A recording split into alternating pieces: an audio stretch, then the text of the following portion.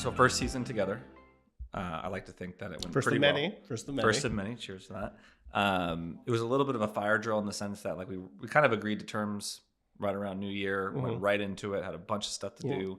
We didn't get to probably spend as much time on the business as we would have liked in terms of like workflows and technology stack, but we did make some cool changes in terms of like the workflow and technology and stuff like that. And I think the broad goal in my mind at the end of the day is just every day, every week, every quarter, be a little bit better, be a little bit smoother.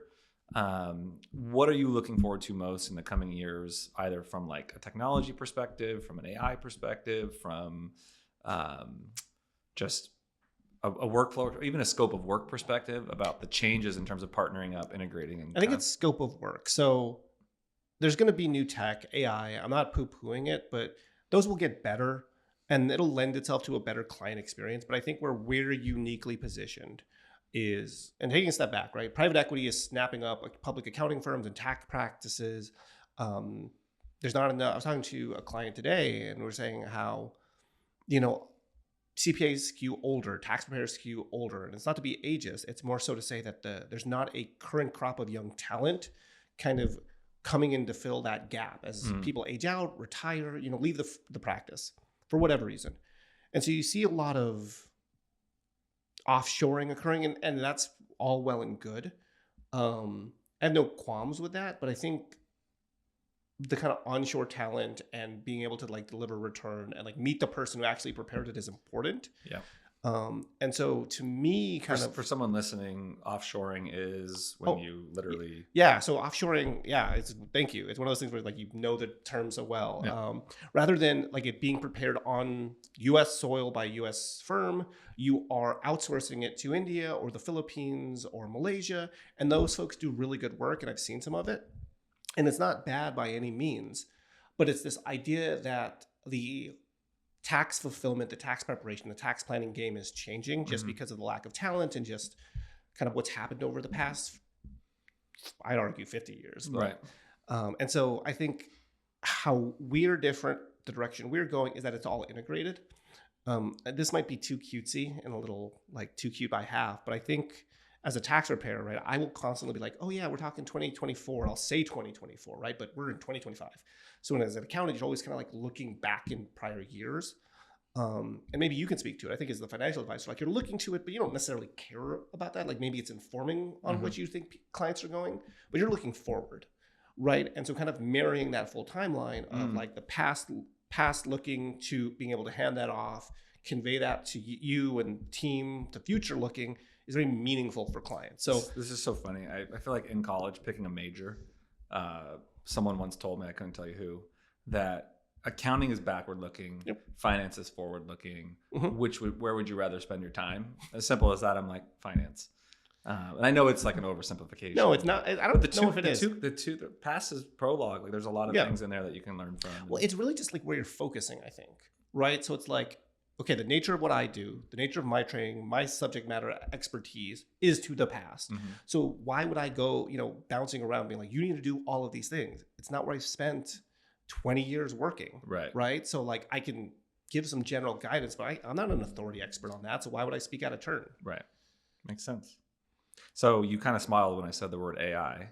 When I hear offshoring, I hear AI. Offshoring freaks me out.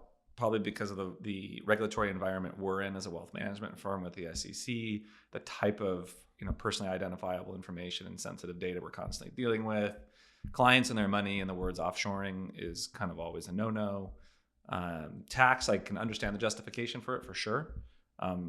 As long as the client has adequate disclosure as far as like this is the deliverable that you're signing up for, it's cheaper if you do offshored version versus onshore version, all fine and great, but my simpleton mindset right now is like, what can we do in offshoring that we're not going to be able to do in AI within the next 5 to 10 years? And how can we bake those tools and resources into our tax workflow? And I know you're more tested in the trenches, so I want to hear you opine on it briefly. So I think I'm not poo-pooing AI. I think it'll be very useful. I think it will lend to efficiencies. There's a kind of a trite saying in the accounting world where it's like, look, AI is not going to replace accountants. AI will replace accountants who don't use AI. So it's going to be another tool that we use. I mean, you probably can speak to this too, and maybe some people listening can. It's this idea. Do you remember when like the cloud was a whole thing? Yep. And people were like, "Oh yeah, you're gonna store all your stuff in the cloud, and like it'll all process there, right?" And there's still like clients on QuickBooks desktop, right? So it's like, okay, It goes back to inertia, right? right, inertia and like implementation, right? So Switching costs and here's the thing, AI may get to the point where it's preparing a return as good as I can or as good as I do. I'm not discounting that at all. But then who's going to then review it, right? Like someone has to validate it. Like I don't think we're going to get to the point where we're not going to like validate and do some quality assurance on a tax return. Maybe that will change when like tax laws change, and maybe we have a simplification of the tax code, right? We're filming this in May 2025, so maybe I'll end up eating my hat here, but I think it really speaks. I think you will. Okay. Well, I think it comes from like anything that can be automated will be automated in due time. Yep. And that doesn't. What did you just say? Like it'll replace accountants that don't use AI. Correct. I think that's a perfectly simple way to put it, which is like same thing in wealth. I just was at an advisor roundtable this last weekend, and the entire spectrum of sentiments was covered, from like I want nothing to do with it, get it away from me, I don't believe in it, to doom and gloom, it's going to replace our industry altogether. And I was on the rosier end of the scenario, which is like I think it's we've got to understand the threat, and I think that's in all facets of life. But from a wealth management perspective, like I think it's going to be revolutionary. It's going to make us more productive, more scalable. Why would I not want to have an AI note taker for meetings and have instant recall on every meeting I've ever had with every client? Yeah. Why would I not want that? That sounds incredible. What are we talking? Like, yeah, right? So yeah, they're going to be tools that we utilize, and it's going to change how we do things, and it's going to change how we deliver, returns and all that stuff.